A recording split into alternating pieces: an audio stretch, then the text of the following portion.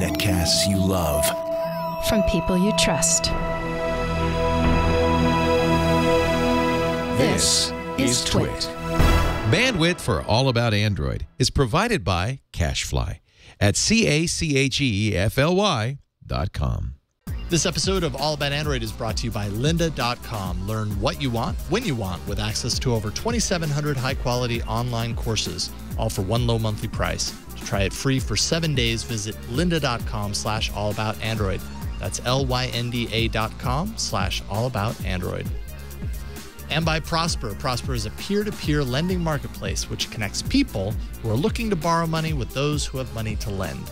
Visit prosper.com/twit and receive a $50 Visa prepaid card when you get a loan.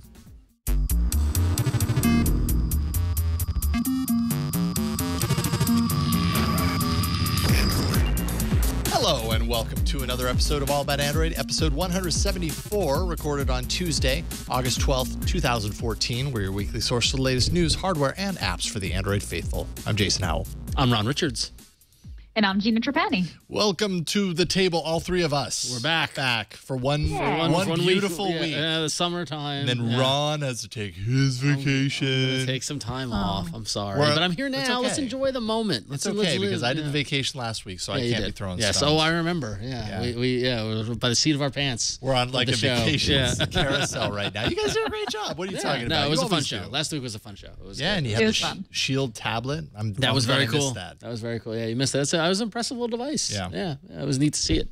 The HDMI port works very well. So, yes, as opposed to some of our devices. When we try and plug them directly into our system, it doesn't work so well. So that's a +1 for the Shield. If you ever want to watch the pre-show at 5 o'clock Pacific time before 5:30, you can often catch about 20 minutes of us plugging it in, unplugging it. Hey, Brian, does that work? Is it working? Is it working? No, it's no. not. Okay, fine. We'll just show the shot of the device. And then you get to the point of desperation, like, whatever, fine. We won't use it.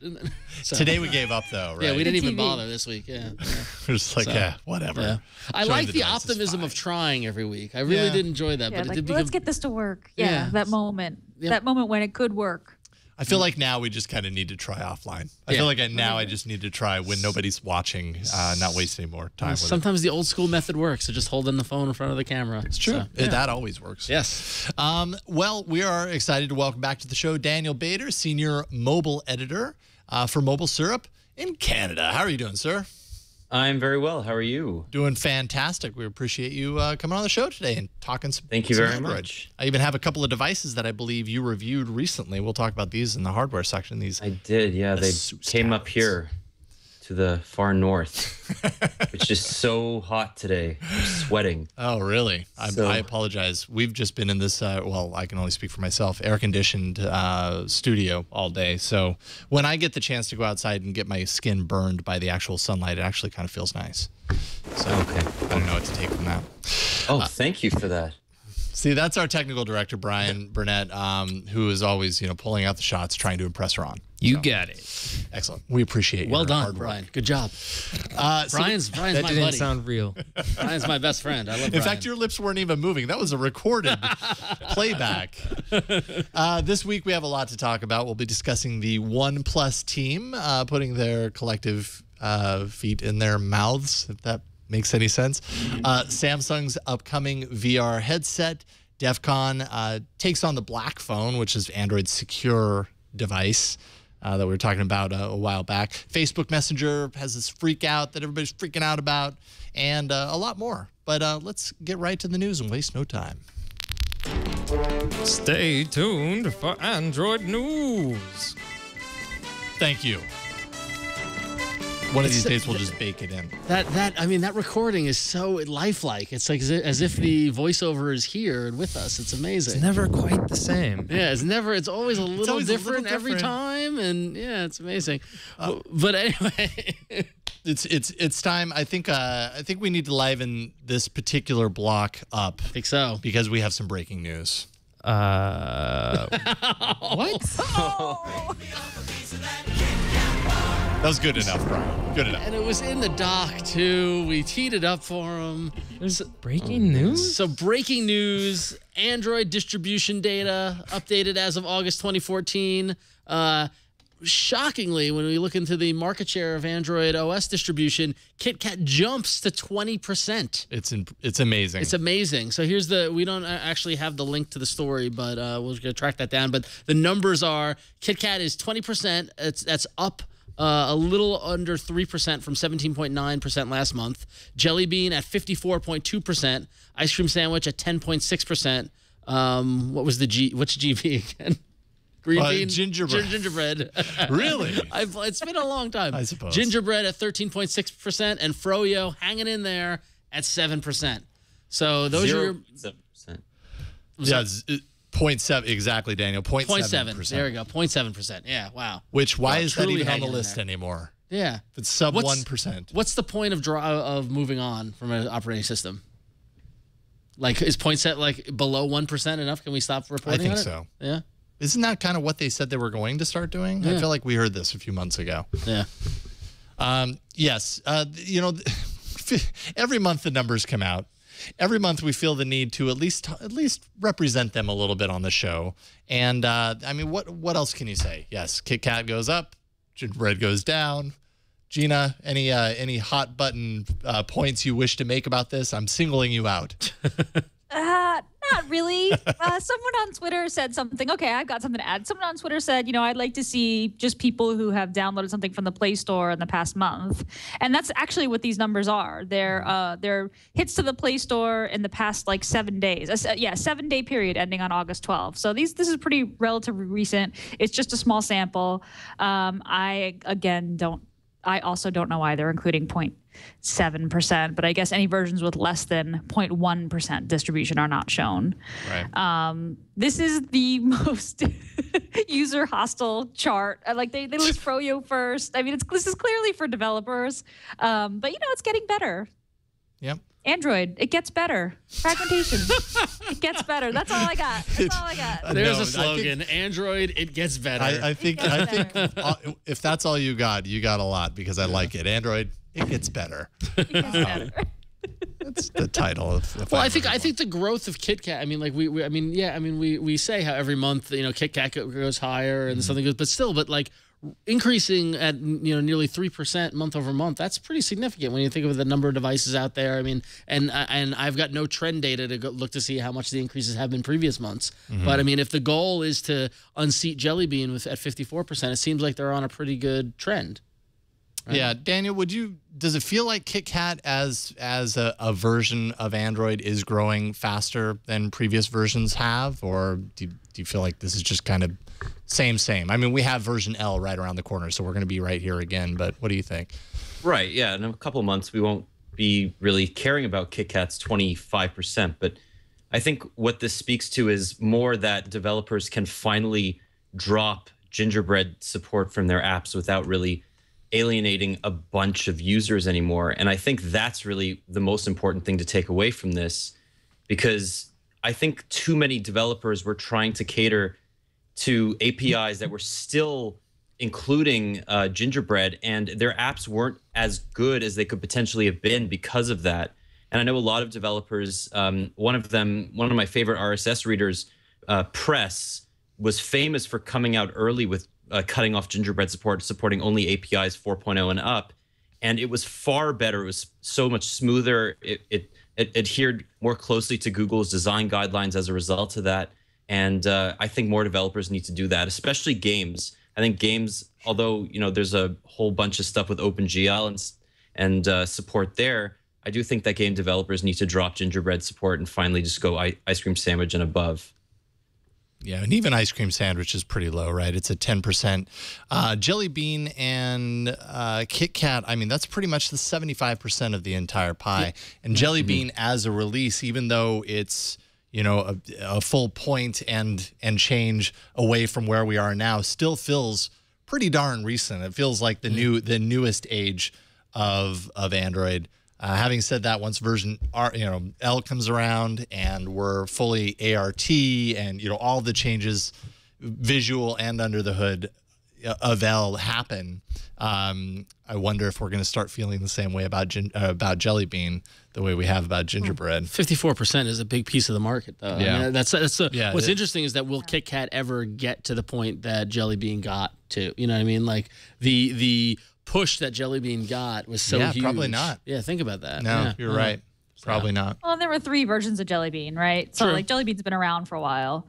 And there's only, 16, 17, and 18, and Kit Kat's 19. So, I mean, I think about when Honeycomb came out or when Ice Cream Sandwich came out and how the stack, the pyramid was very heavy on the older versions and lighter on the new versions, right? And now it's inverse. So this is developer marketing. This is Google saying, hey, developers, you should be using the newest APIs, and we can prove to you that you'll be hitting most of your users, and here's why. And I think that they're doing a good job of proving that the fragmentation issue is much less of an issue now than it used to be. Yep. Yay, see? We pulled out actual insight nuggets, out of numbers. We should talk about this next month. We Poor, will. Poor Honeycomb. Yeah, well, no. Forgotten. It's all right. I know. It's still. Honeycomb was a good start, was. but yes. Yeah. Goodbye. All right. So, all right. You know what? I'm just going to introduce a different topic than the one that's up next, because Gina is actually going to introduce the big topic of the news, Yes. and I really want her to talk about it I would like because to hear she's her very charged perspective up on about this, as we all are. But before we get to that, Android L, all kinds of developers are working hard on ways to bring their apps into the L platform. So we're kind of over time learning a little bit more about what L is going to bring. Well, a developer at Google replied to an item on the Android issue tracker a few days ago that appears to confirm that the next public build of Android will include multiple user support for phones. We already have it on tablets. So it's very likely at this point that we're going to get multiple users on phones, which, I mean, I actually use it all the time on tablets because I have a young daughter, and it's just easier for me to, have her log into her picture, her profile, and then install all of the Princess apps that she wants to. And then I don't have to look at them when I switch back over. Sure you don't. Sure you don't. No, believe me.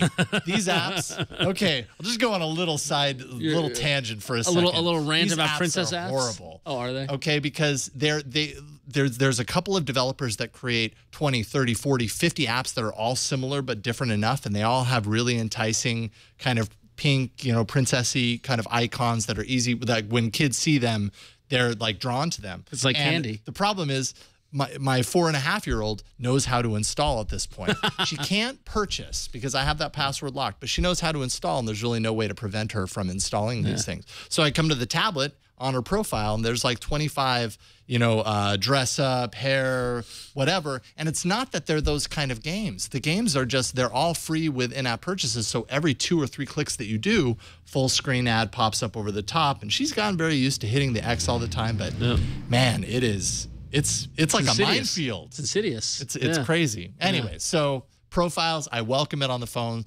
Could also be very useful for, I'm sure, the enterprise. That might actually be what it's more useful for on a phone, because how many people are giving their phones to somebody else to use? Yeah, I feel like the enterprise option, the work personal kind of switch is more in line with, because I mean, personally, I wouldn't. I mean, I don't have kids, so I can't speak to it, but I wouldn't want to hand them my phone because of all the other stuff on there. Even if you had the multiple logins, I feel like it makes more sense on a tablet. But, yeah. Okay, yay. We have Gina back. It's good to have you back. That. No, don't be sorry. I just wanted to make sure that you were the one to introduce this next topic, because, we were going back and forth on Twitter earlier today. So I know that you have some choice words for this, and we all need to talk about this. So tell us what's happening with OnePlus right now. Our favorite marketing department has struck again. So backstory, OnePlus, which is the maker of the phone, which I have purchased and love, in their user forums this morning decided to launch a contest that would encourage their female fans, their beautiful female fans, I quote, to publish selfies of themselves with the OnePlus logo included somewhere in the image, and then they were going to give out invites, because the OnePlus is an invite-only device. People are dying for invites. They're dying to get the phones. It's not easy to get the phone. And so they launched this Ladies First contest, which is the name of the contest. And You can't even do it. You can't even say it. I can't even do it. No, I'm trying to present this. I'm trying to set the stage here. So they write, in true gentleman fashion, and because chivalry is not dead, we, OnePlus, are giving the lovely ladies of OnePlus a chance to skip the invite line and introduce themselves to us. Ladies and only ladies. Sorry, guys. Ladies first. Rules are simple. Draw the logo on a piece of paper, your hand, face, or whatever. Take a photo of yourself. Post the photo in this thread. And the 50 most well-liked ladies will be chosen to get a T-shirt and an invite. And no nudity, please. Please. Which was like the icing on the cake for me, because there are so many women who are just dying to get likes in the OnePlus forums for their naked pictures. So there was an outcry, a backlash, one might say. Yeah, a little bit. About the premise of this contest, which was, kind of like, it was a hot or not, right, for women to get invites to the phone. And some women were like, okay, and participated, took pictures of themselves with the logo. But many other women objected very loudly to the whole premise of the contest. And to their credit, I guess, they launched the contest this morning, and by like 3 p.m. Eastern time, they pulled it completely.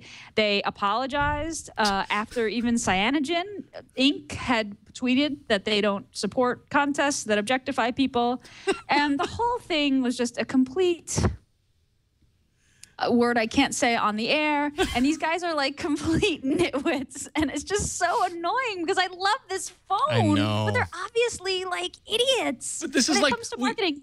We need I think one of those. This is the same company that did the Smash Your Phone contest. Just a little background. We need a sign that says like the number of days since OnePlus had a marketing screw up. It's been 7 days since OnePlus did a Well, today it is 0. It has been 0 days since OnePlus had another marketing screw up. I can't take it, you guys. I really can't take it. And I don't think that these guys sat around and said like, how can we make women feel objectified today? I don't believe that either. I think that they were genuinely trying to do something good for their users. I think that they were like, how can we get pictures of like women with our logo in them? Like, I think they were trying to do a good thing. Just, oh God, just so, it's really hard to forgive them, even just forgive the ignorance when sort of we have people like Sheryl Sandberg and Marissa Mayer like having this conversation about women in tech, and it's just so tone deaf. The writing was bad, the wording was bad.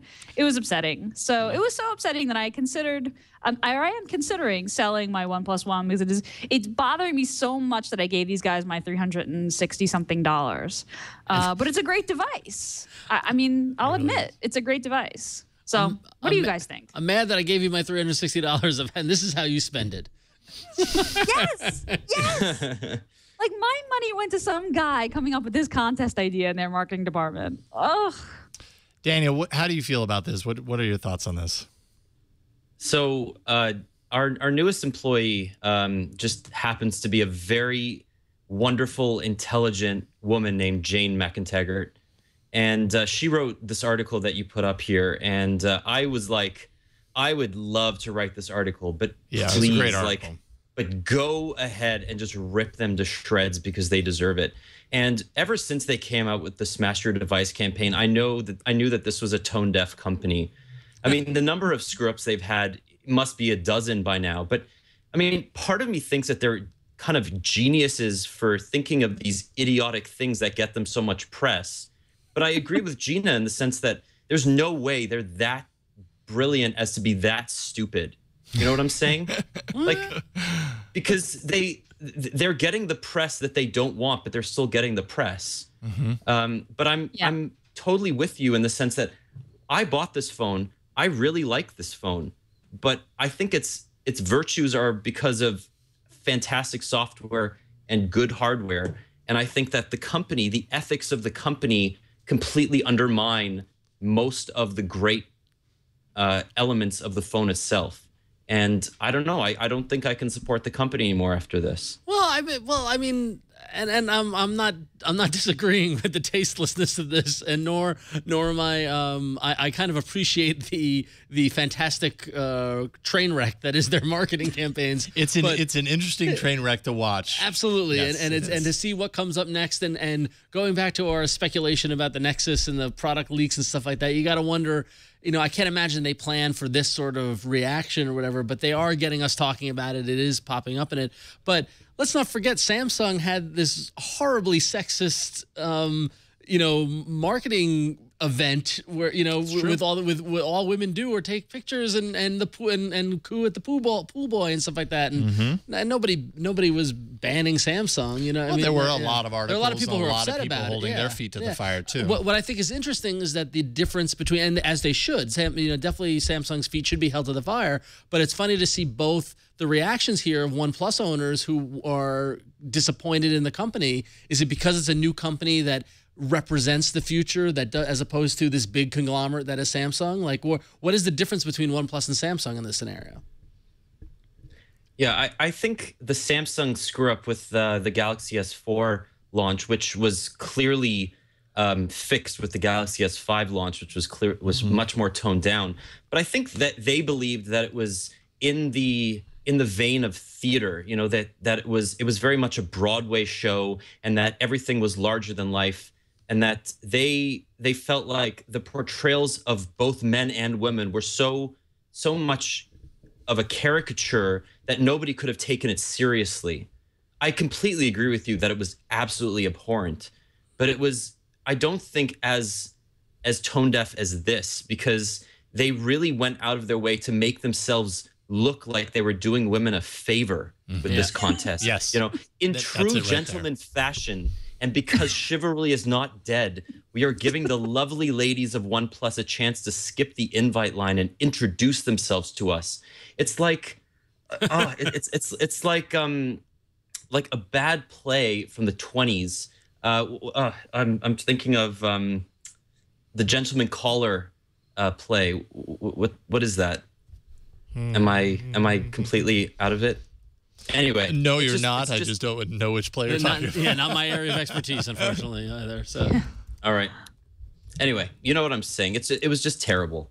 Well, I think the tone deaf marketing is probably the most apt description of OnePlus's marketing at this point, of really, because you get where they're coming from. You get it. They want to be disruptive. They want to be new. They want to be noticed. They want people to be talking about it. Like, I totally understand where they're coming from. And just the fact that they're making the wrong decision time and time again is just kind of, it's sad on their part. But yeah, but it's fun to watch. It's kind of it's disrespectful from a marketing standpoint, right? Like, this is what I can't understand. Now, there are two times here, right? With the Smash-a-phone and now with this, that they have a marketing team that's really good at coming up with ideas that are going to get people talking. The problem is they don't think it through to the way it could be construed, possibly in ways that they weren't intending. Who knows? Maybe they're geniuses and they knew exactly how this was going to be perceived, and they feel, truly believe that in the long run it's going to come out roses for them, and it's not going to matter, and it will have been, all press is good press, even if it's bad press, that sort of thing. I kind of don't feel that way. Right. I kind of feel like this is a company that's trying to figure out what its voice is, and unfortunately they're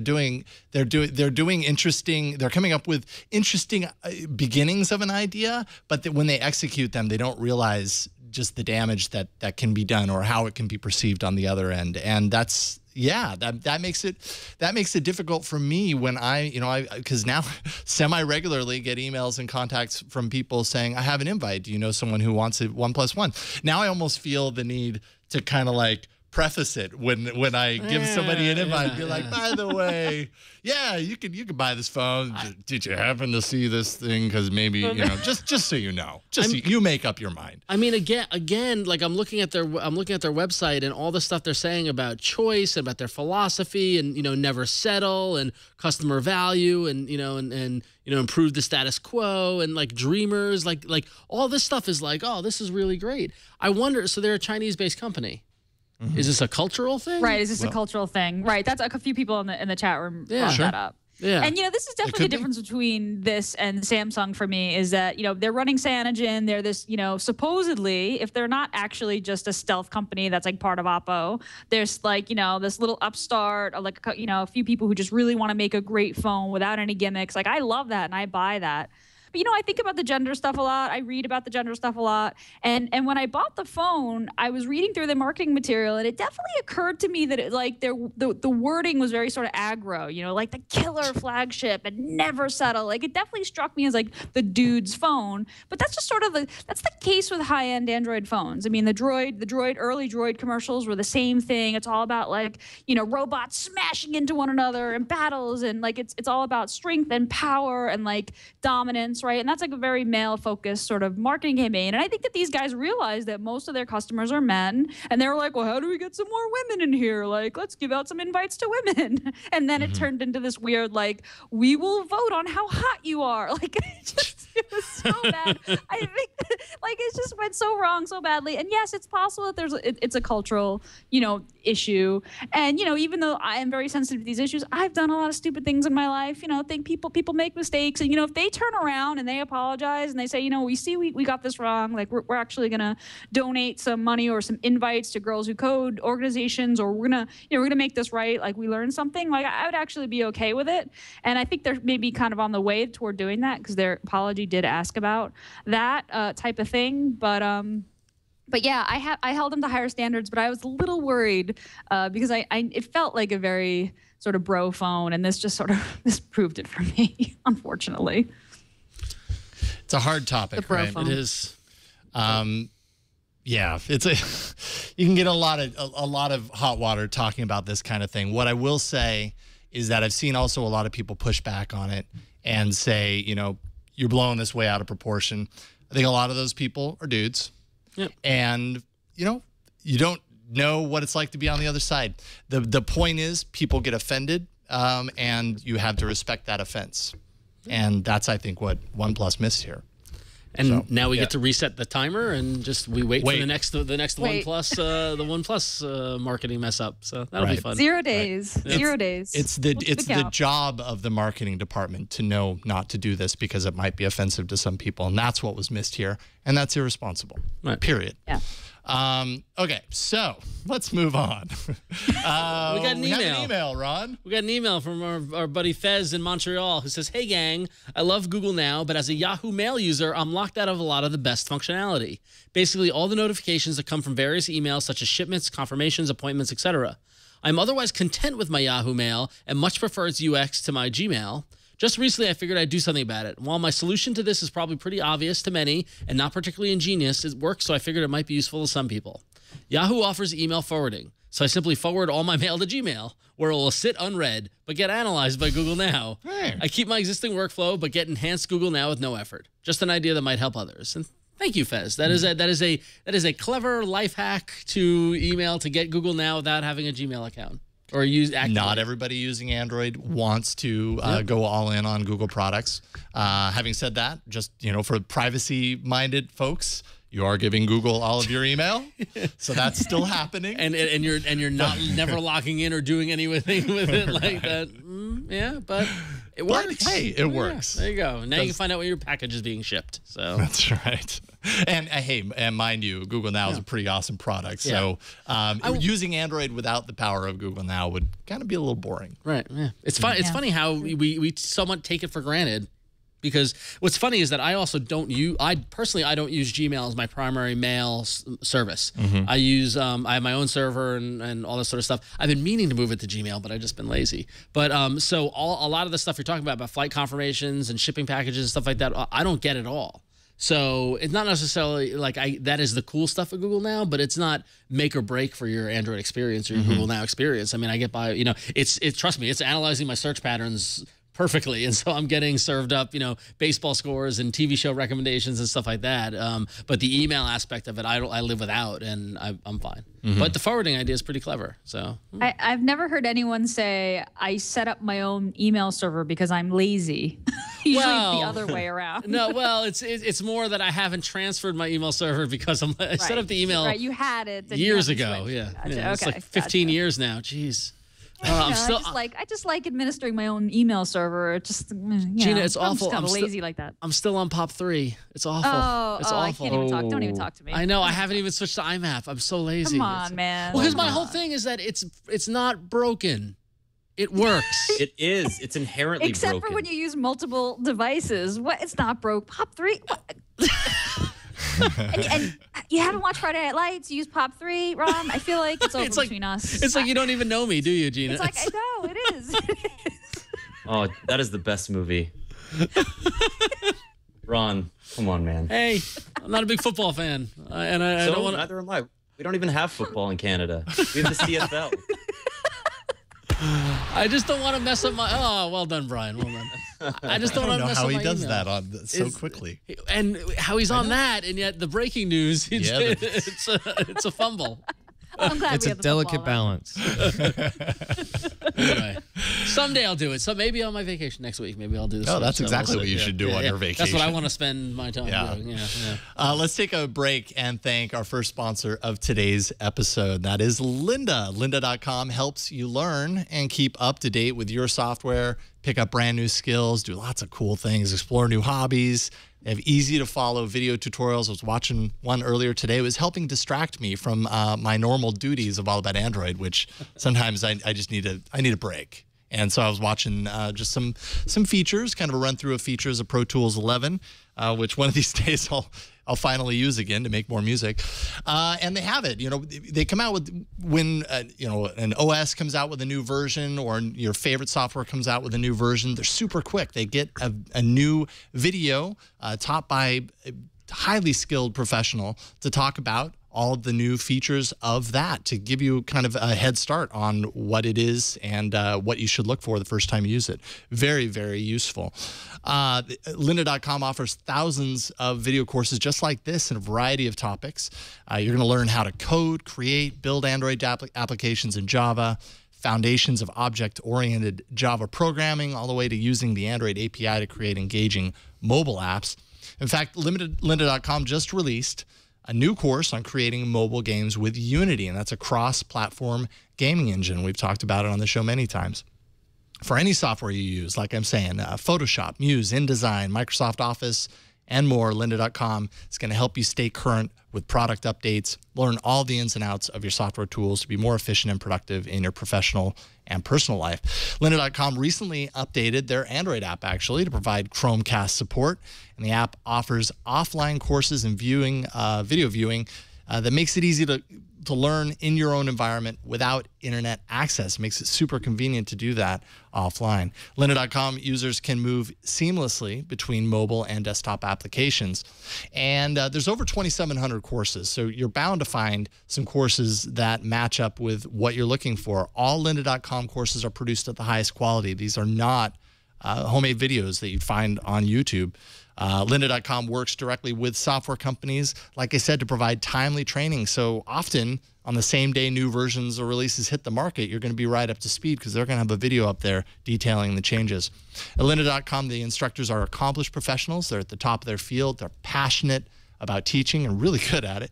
Courses for all experience levels. It's beginner, intermediate, advanced. You can watch from your computer, your tablet, your mobile device.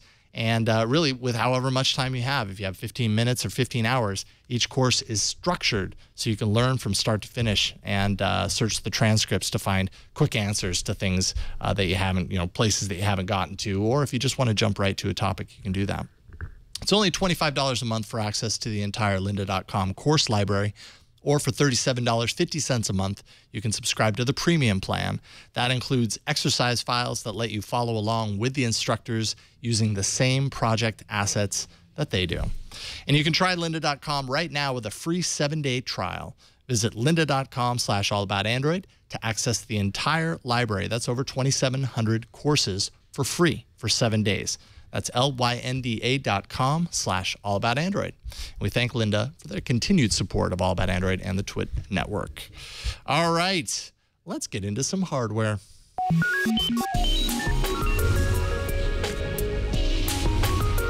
So serene.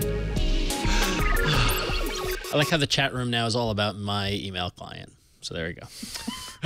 Good. At least it's not about the topic before you. Exactly. That's for sure. Yeah. Okay, so Gina, hacking. There's some hack stuff going on, right? It's DEF CON, something like that. There's some It was hacking DEF going CON. on. Yeah. DEF CON's Was. happening.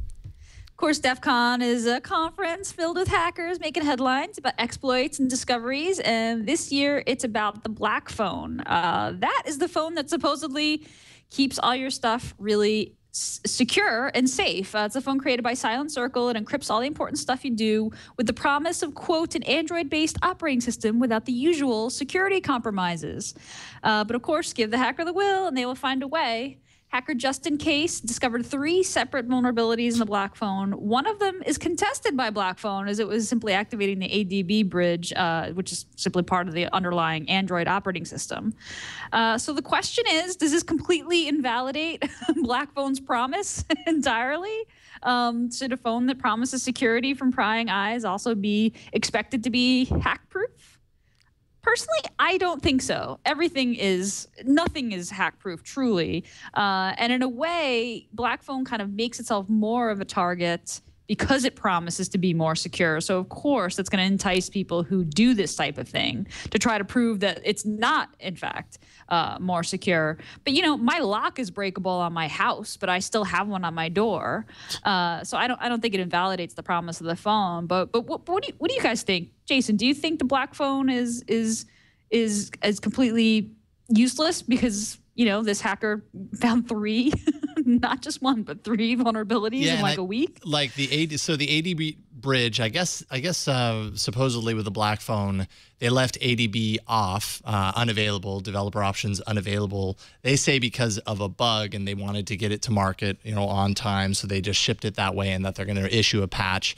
But that, you know, so Just In Case discovered a way to activate ADB, and they're saying, well, that's not really a vulnerability. It's just what didn't roll out as technicality. Technicality. And then the second one was a true vulnerability that they patched within a day. Their promise is to, because they're making the updates on their end, that and they aren't going through like carrier delays or anything like that, that they can make these updates super quick and faster than anybody else. And we don't really know much of anything about the third vulnerability. I don't know. You know, I think the question for me with this is, you know, taking the ADB part of that, for example, like your phone could be as hack-proof and secure as possible, but if it's possible to get the device, you know, mind you, that requires getting the physical device in your hands in order to gain access to it. But if somebody can do that, they can pretty much, get into any Android phone, and that seems less like a problem of the Black phone and more a problem of the OS. But I don't know, Daniel, do you think that's any different than any other platform as far as that's concerned? Is there reason to expect any more security than that out of a device like this? Yeah, I was listening to, you know, the Just In Case, just a background. He's an amazing Android hacker. I mean, this guy has found exploits to almost every droid ever made. He was the guy who basically he rooted the Moto X, I think, first. I mean, this guy has a long history of being really good at finding exploits on Android. So this doesn't surprise me. But I feel like, unlike many OEMs, and even Google, who's kind of slow sometimes to update Android, these guys seem to be pretty on top of things with patching the exploits, if they can even be called exploits. They're more like pseudo vulnerabilities. Mm-hmm. And I remember back when, you know, we heard about the iPhone, people being able to make calls even though you had a passcode enabled. I mean, these are very minor things. You do have to have the phone in hand. These are not like man-in-the-middle malware attacks where people are going to be able to, you know, salvage your own data by getting you to install a piece of, you know, bad software and then like log your keys and stuff. Like this is as you said, a pretty hard thing to get done in real life. So yeah, I think these guys are onto something, and I don't know, private OS seems to be pretty damn good when it comes to keeping things secure.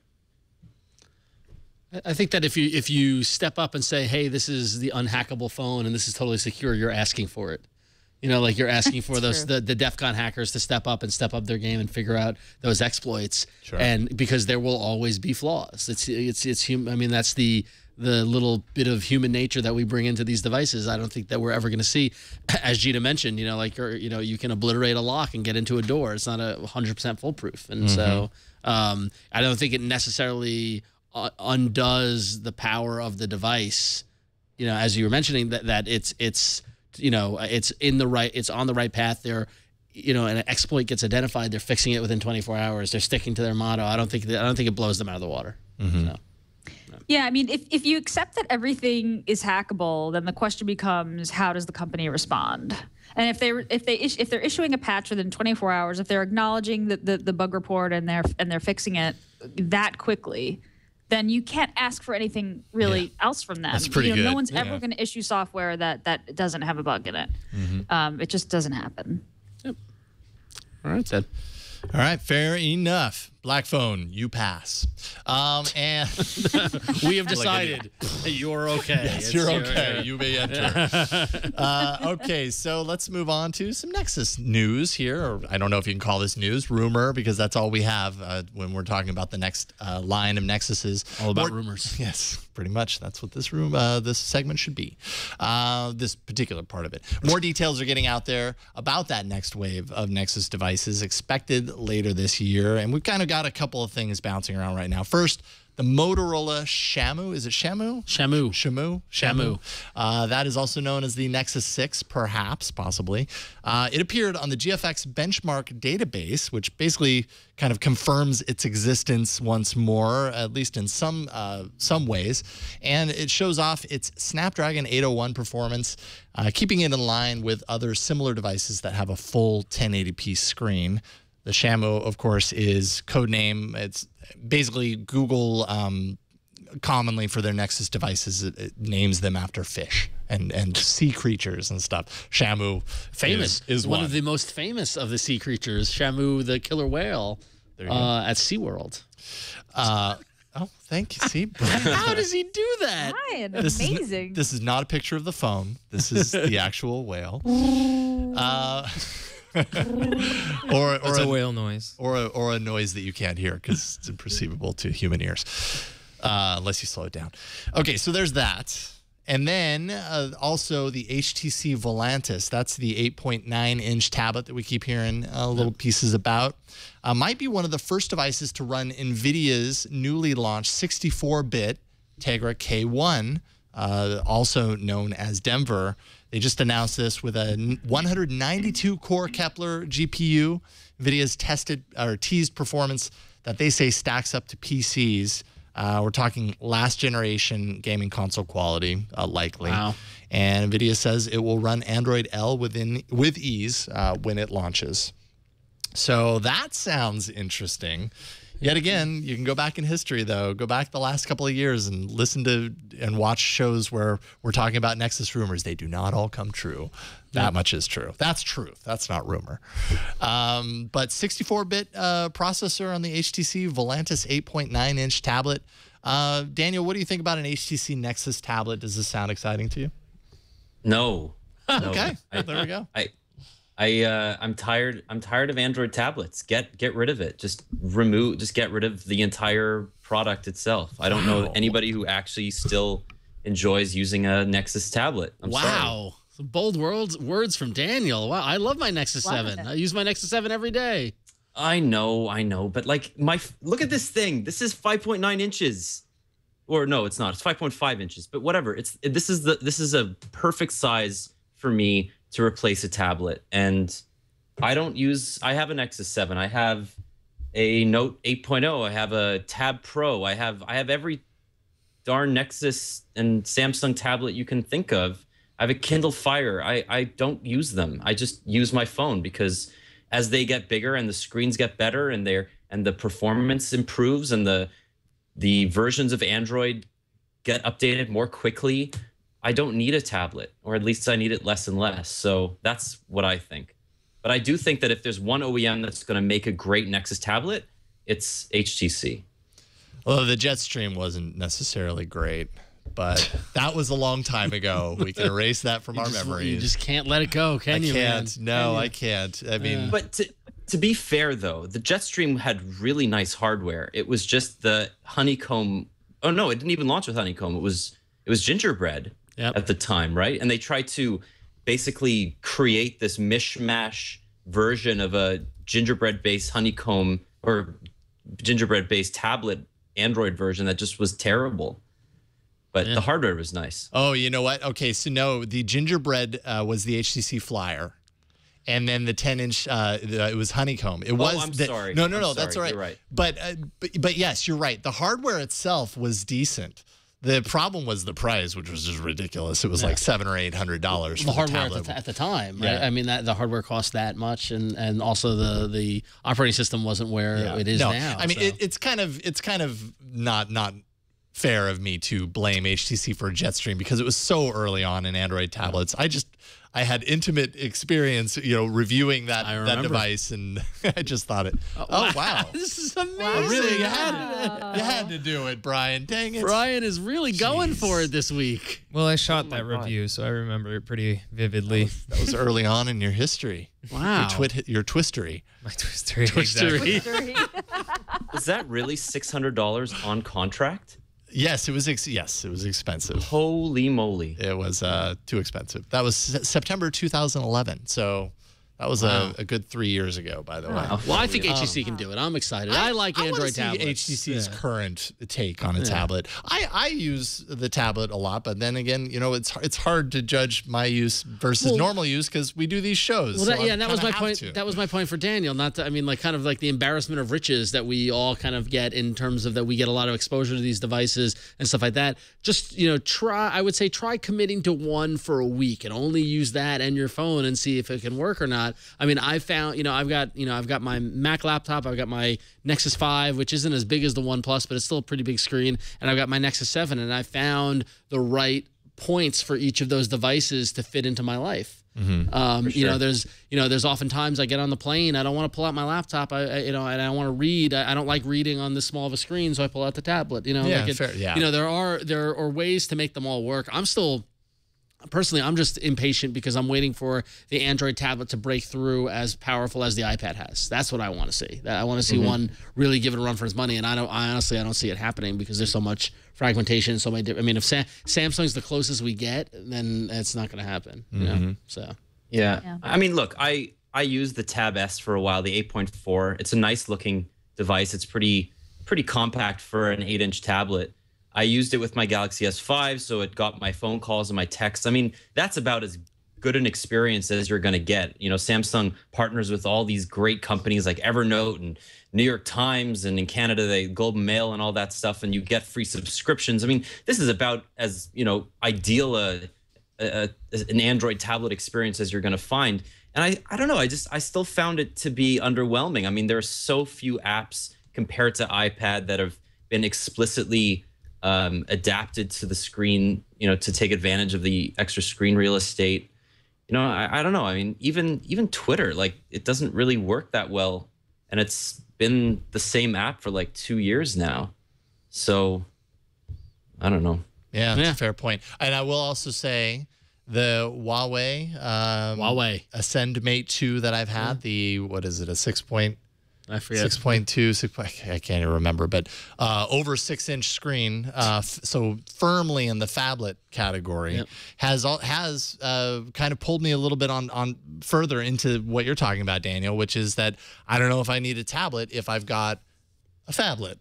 True. And I hate saying that word, but I'm a big guy, so having a phablet is not a problem for me. Yeah. But I actually really enjoy using it. When I went to Boise on my vacation, I took that. I didn't take the Nexus 5 because I knew that the battery was going to get me through, and just the larger phone, it made sense. Like while I was traveling. So yeah. How's cell service in Boise?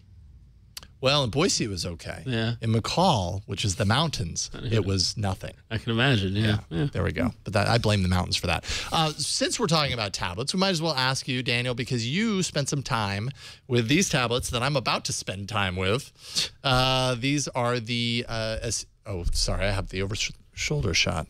Apologies. The Asus MemoPad 7 and MemoPad 8. Obviously, the 7 and the 8-inch screens. That's the differentiator between these two. What did you think of them? Okay, so citing what we already know about your feelings on Android tablets. okay, to be fair, these are nice tablets for the price. I mean, $200 for the 7-inch version is pretty good. I think the 8-inch version, which is significantly, they're the same device by and large. One has a slightly larger battery. The screen's a little bit better. They both have the same resolution. But I think what we're looking at is the future of Android tablets. I mean, really, the fact that the commoditization of the parts themselves has enabled a 7-inch device with a pretty fast processor, some decent, a decent screen at a great price, allows everybody to buy one who would want a tablet. And we're no longer at the point where, we're saying a quad-core MediaTek processor gives you crappy performance compared to a quad-core Snapdragon. I mean, we're looking at a decent little processor here. And I think this will do very well. But this is really ASUS's best segment. They excel in this area because they are able to create a great experience at half the cost of a Samsung tablet. Yeah, so I'm going to be reviewing these myself on Before You Buy, I believe, in a couple of weeks. But now, did you already also spend time with the new Transformer pad as well? I did, and I just have to correct myself because I just recalled that these are actually Atom-based. So these are Bay Trail-based processors in here. So what we're looking at is a quad-core Z3745 Atom system on a chip running at 1.3 gigahertz. So this is actually the next generation Atom processor, and that's why I remember it being so speedy, because these are actually quite good for the price. Mm-hmm. And you're not going to feel the lag that you would have felt on a last generation sort of entry level ASUS tablet. So yeah, and I actually, if you look at the UI, they've actually done quite a nice job adapting KitKat to their sort of Zen UI. And it looks really nice. I have to admit about the UI. Oh, that is nice. I didn't even see that. Oh, look at that. The notification pane. That's pretty nice. Oh, that's pretty. That is clever. It does adapt in the UI, something that I've forgotten about as we've been on KitKat for so long, but it's basically an endless scroll. You've got 3 screens on the home screen, and when you get to the end one, it goes back to the first one. Same things on the apps, too, where I was like, when do I get to the end of the apps? And I realized I was just going in a circle. Well, now with the Google Now launcher, you can just go ahead and throw that on there. And, right, yeah. If you don't like it. Yeah. Cool. I really like that notification, this pane, the settings. That's pretty nice. So the 7 and the 8, this is the ASUS Memo Pad 7 and 8. And, yeah. Looking forward to spending some time with these. Haven't reviewed 2 tablets at the same time. You're gonna take them out on the town. Yeah, you're gonna show them the sights of Petaluma, and I'm gonna take them out individually. You're right. Yeah. You want to make them feel special. Yes. Yeah. Exactly. I'm gonna install different apps on each, so that they feel unique. So you did. Just to go back to what you were saying just a second ago, the Transformer pad. I tried that as well. It's really good. I mean, for $300, you're getting basically an Android laptop. The keyboard's way better than previous generations. ASUS has made some great changes. It's only 20 millimeters thick. I'm not sure what that translates into inches, but it's pretty slim. It's only 1.2 pounds with the. It's 2.2 pounds with the keyboard dock, so it's not too bad to travel with. And as I said, it feels really speedy. Google's made some great changes to docks and slides, and that other one that I will never use, screens. I forget their PowerPoint competitor. Slides and sheets. Sheets. Sorry, I always conflate the two. But yeah, so this is a really great experience. And if you're looking for a $300 Android laptop, I think this is the one to go for. Excellent. I love the Transformer. It's a cool. It's a cool product. Speaking of cool products, after I/O, we played with Google Cardboard, Google's little approach to a VR headset. And then last week, actually, when you weren't on the show, we were looking at someone took apart the latest Oculus Rift dev kit and revealed that it was a Samsung Galaxy Note. That it was just screen. Google Cardboard on the inside? inside? Google Cardboard, yeah. So a lot of VR headset talk going on, and now we've got what could be a little look at what Samsung's entry into the VR world with their headset codenamed Project Moonlight. No word yet if it's going to be powered by Android, but it looks to allow users to plug their phone. This picture has got its picture with the Galaxy S5 into the headset, similar to Google Cardboard. Remember, we slid our phone into Google Cardboard to make it work. And it will potentially deliver an Oculus-style 3D VR to the eyes. Now, that said, you know, I would have questioned this if it wasn't for last week when we saw that the inside of Oculus was a Samsung device. They're like, so hey, clearly, they're doing it, we can do it too. And again, I mentioned it last week. There was a great article in Wired about Oculus as a company and their history and the technology. Go back to if you're curious about this stuff. It's really fascinating to see what a complicated problem that we've been chasing for 30 years now, virtual reality. The dudes at Oculus have come up with relatively simple solutions for, which is just a cell phone screen and the right optics and the right kind of lenses. Really kind of fascinating. Speculation is that this is going to be could be announced alongside the Galaxy Note 4 at the upcoming Unpacked event that will be happening at IFA in Berlin, as well as in New York, as well as in, I believe, Japan or in the Far East somewhere. They're doing like a 3-location announcement with their Unpacked event, and that's on September 3rd. So if you're a VR fan, keep an eye out for that. So. Man, the year of VR. VR, yeah, we're all gonna be walking around with these big things. You thought Google Glass looked weird. Yeah. Look even weirder. Yes, exactly. With this giant helmet. Integrate it with your bicycle helmet, and it won't look so weird. You can bike around town and not have to look outside. And play your games at the same time. So I couldn't help but notice that you got something on your wrist. Oh, what are you talking about, Jason? What is that? Just what this, is that? What is there that? we go. Oh, there you go. That's this thing. Yes. Yeah, so I got my hands on a Gwatch. Is it burning your wrist yet? It is not burning my wrist. I was good. glad to see that I got my hands on it after. So, yes, we talked about it last week, how I got my hands on a Gwatch, and now I felt as if it's been a week later, and you guys have had your Android Wear devices since Google I/O. I'm not jealous. Daniel, do you use Android Wear? Have you tried the watches yet, or? Oh, yeah. All I can't use it anymore, but that's something we'll talk about in a second. Oh, Neither can I. Well, really? Yeah, we'll talk fascinating. About it Well, I just thought after getting so last week I was like, oh, this is so cool, and when I saw yours, I was like, oh, neat, look at that. But after a week of using it, as I told you over email, I have opinions. Excellent. I want to hear them. And I want to hear them. Ron's opinions. Yeah, I know, pretty much. Well, and if you remember, I was very bullish is the good one when you're excited about something, right? Bullish, yeah. I think so. I was very bullish about Android Wear. I thought it was great, all this sort of stuff. After using it for a week, it's not that I don't like it. I don't think it's there yet. Yeah. I gotta say, I give it like a B+. Okay. But that said, it's already to the point where I can't imagine not having it. You know, the stuff that I knew out of the gate would be great with it, where, you know, getting a text message when I'm on BART going to work and having it buzz on my wrist and be able to look at a text message and be like, okay, I don't need to respond to that. I can ignore it. You know, so I'm not there with my phone, you know, like all that sort of stuff is great. But the actual, like they haven't worked out the UI, like launching apps on it is a pain in the butt. And I tried installing an app that's a launcher, and that was even bigger pain in the butt that I ended up just uninstalling it. I was all excited to go running because I use Runtastic, and Runtastic has it, whatever. But the fact that so many apps allow you to have control of them via the notifications pane, but not full app control. So what happened was that I was jogging, using Runtastic to track my run, listening to a podcast on Pocket Casts. And so when I pause to take a break, I go to my watch, I go to Runtastic, I pause the run, and I walk a little bit, I stretch. I'm like, all right, let me start it back up. And I couldn't get past the Pocket Cast notification pane that was playing the podcast. I couldn't get back into Runtastic. I had to. Then you spent like 2 minutes trying to make it work on your watch. And then I give up. And what do? I take my phone out, and I'm back to where I began. And like I was like, oh man, it's not ready for prime time yet. You know, Pocket Cast doesn't have an Android Wear extension. It's just the notification pane, so I don't have full control over the app from it. It's little things like that in using it, I realized that like while it's great and I love it and I'm totally on board with it, and I still want the Moto 360. It's at a B right now for me. Like it's not like, oh man, they nailed it. So I agree with that. Yeah. Okay. I'd agree with that. All right. Yeah, I think that's fair. Okay. Wasn't that dramatic? B+, solidly B+.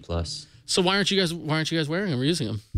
Daniel. Oh, because my Gear Live, the clip is completely broken. Your same problem Jason had, right? Same thing as Jason. Same, but different. So it sounds like the clip itself, the charging brick is broken. For me, it's the watch that clips into the clip.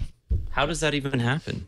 Well, if you take a look at the underside, I don't have the watch here anymore because I don't wear it anymore because I can't charge it. But if you flip over your watch, you'll see the little notches that it locks into. One of those notches just like stripped off. This is broken too. There you go. Yep. Oh man, that could actually be your issue then. I don't know if it's on both sides or if it's that, but apparently this is a thing. I have heard of some people, because I complained about it on G Plus a couple of weeks ago, and some people said that they were able to get an RMA and get it replaced. I just haven't had time to do that. But there it is. Although it's okay, there we go. There it is. Yeah, that's what it did. And now that little hanging thing isn't even there. It's just a notch. Yeah. And so, in order for me to charge, I have to like balance it precariously under something heavy enough to like hold it down onto the pins, and it's just like I don't got time for that. Well, the Gwatch has not had that problem, nor has it burned me. The G Watch has a better charging. The Gwatch, sorry, Ron, has a better charging approach. Yes, I need to learn this. But that's why I'm excited, because apparently the Moto 360, the wireless charging rumor. So we have pictures actually. We do have pictures, and wireless charging. I think with a watch, that's where it's at. That's where it has to be. Yeah. The magnetic thing, that's a good start. Yep. And actually, that's very similar. To be quite honest, it's very similar to what some of these pictures Moto are showing. 360 La Galleria in exclusiva. Yes. There's pictures, I think, a little bit later where it shows it with the wireless charging port. But, keep going. You might be better to look at the gallery. I can't remember how far it is. But anyways, it'll sit into a little dock and not be the kind of thing that it is with the Gear Live, which is that you actually have to like snap it in, and it's just, oh man, so bad. Well, that's cool. Can we also talk sorry, go ahead. Go for it. No, I was just going to say, can we also talk about the fact that the default watch faces on the Gear Live are just terrible? Oh, they're awful on the Gwatch too. Same thing. Yeah, same thing on the Gwatch. Yeah. Oh no, the Gwatch is like a Belova compared to the Gear Live. I mean, wow. It's just I cringe every time I have to think about looking at the default watch face. The analog watch face, what they think of as an aviator watch face on the Gear Live, looks like it was designed by a 4-year-old. Seriously, Samsung, just buy a watch company. I mean, they're a what? They make $50 billion in revenue a quarter. They can buy like Omega if they wanted to. Well, that's why. What's the name of that watch that we looked at? The crazy expensive watch. I'm more and more. I'm thinking I want. What was it called? With the gears and the mechanical and Android Wear watch hybrid. I forget the name of it.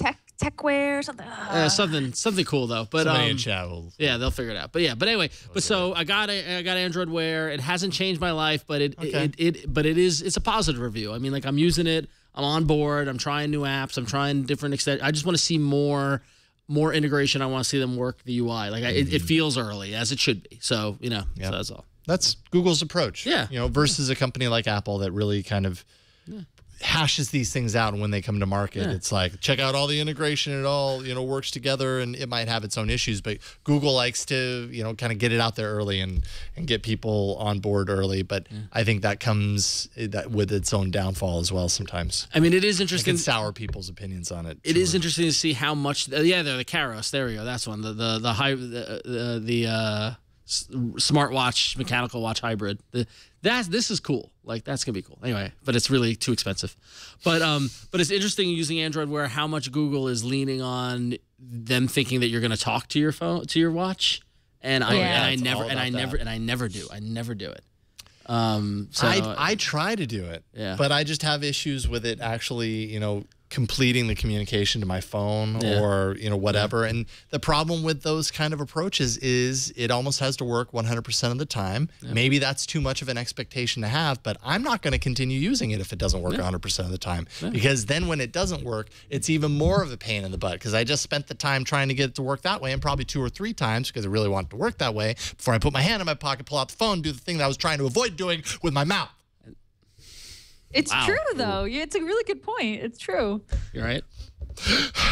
Let's You see, I got very oh, Bryan, Jason a hug. Bryan, why? I need another vacation. But that's how I felt. That's how I felt in the Panhandle in Golden Gate Park in mid-run with Runtastic, going, why can't I just restart my run on this? You know, like it was frustrating. So, Right. Yeah.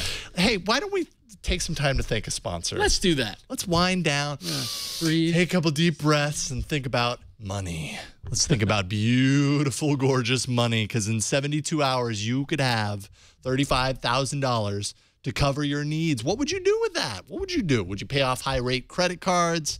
Would you start a business? Probably need more than 72 hours to start a business, but you get the money for it. Do that home improvement project. I could do a lot in 72 hours. You can only start the business. You can only get the money if you start the business in 72 hours. Yes. That's the What kind of business do you start in 72 hours? Well, you can get the money to do that. And that's what Prosper is all about. You fill out an easy online application, provide a few details, and see a rate online almost instantly. Prosper offers low fixed rates, unsecured personal loans, no collateral required, and has multi-year terms available. And yeah, you know, there's a million things you could do with this. You could I would put it in my home probably. I would probably give myself a nice new kitchen because I spend enough time in there. I need new countertops. That's probably too much information. Prosper is Silicon Valley's answer to personal loans. With Prosper's innovative peer-to-peer lending process, there are no outrageous fees, no raising interest rates. You'll never set foot in a bank. And Prosper has more than 2 million members and over $1 billion in funded loans. That's peer-to-peer lending. So it's coming from members to you. It's kind of like peer-to-peer, file transfer or IM, whatever. It works the same way. It's peers lending money to you thanks to Prosper. Just go to prosper.com/twit to check your rate instantly without affecting your credit score. And for a limited time, Prosper is offering Twit viewers a $50 Visa prepaid card when you get a loan. Go to prosper.com/twit. That's a special site just for our viewers. Up to $35,000 in just 3 days and a $50 Visa prepaid card. Go to prosper.com/twit. We thank Prosper for their continued support of All About Android and the Twit Network. See that wonderful, gorgeous money. All right, let's get into apps.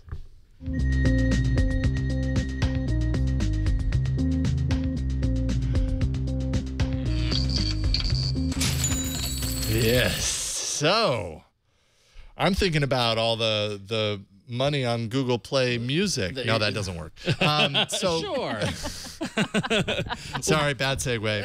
It was a segue. Let's just leave it at that. It does qualify as one. Yeah. Just a really bad one. So as a someone who just clicked on the wrong thing in the document, as a strong power user of Google Play Music, I always get excited when I see that there's an update to Google Play Music. And recently, Google rolled out a whole bunch of stuff, including some brand new widgets. Have you got them installed here? I was frantically installing them. Immediately installed the I'm Feeling Lucky widget. It's a 1x1 widget. I have it on my screen right now.